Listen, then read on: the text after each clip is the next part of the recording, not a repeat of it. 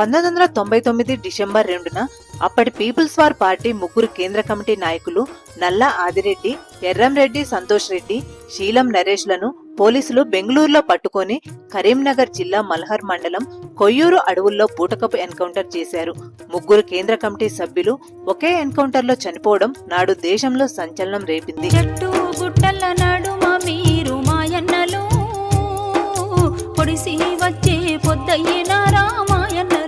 Comrade Santosh Reddy అప్పటి peoples war పార్టీకి ఉమ్మడి ఆంధ్రప్రదేశ్ రాష్ట్ర కార్యదర్శిగా ఉన్నారు. ఆయన జీవిత సహచరే కామ్రేడ్ రేణుక అలియాస్ మిట్కో. కామ్రేడ్ మిట్కో మార్చి 31, 1925న ఛత్తీస్గఢ్ రాష్ట్రంలోని బీజాపూర్ జిల్లా దంతెవాడ ప్రాంతంలో ఎన్కౌంటర్లో అమరత్వం పొందారు. కామ్రేడ్ మిట్కో సంతోష్ ఎన్కౌంటర్ తర్వాత తన భర్తకు కన్నీటితో రాసిన లేఖ. నీకుత్తరం రాయాలనుకుంటూనే మరో డిసెంబర్ 2ను దాటేశాను. మరో డిసెంబర్ 2ను కూడా దాటేయబోతున్నానంటే నమ్మబుద్ధి కావట్లేదు. ఎందుకంటే నా క్యాలెండర్లో డిసెంబర్ 2 అలాగే కదలకుండా నిలిచిపోయినట్టుంది.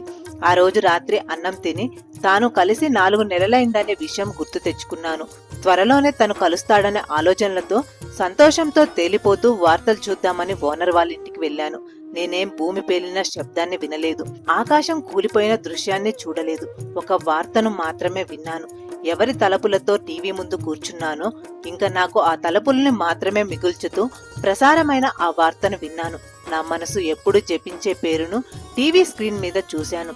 ఇక పూర్తిగా వినకుండా లేచి రూంలోకి వచ్చాను. మొదటిసారి గదిలో ఒంటరిగా నిలబడ్డాను.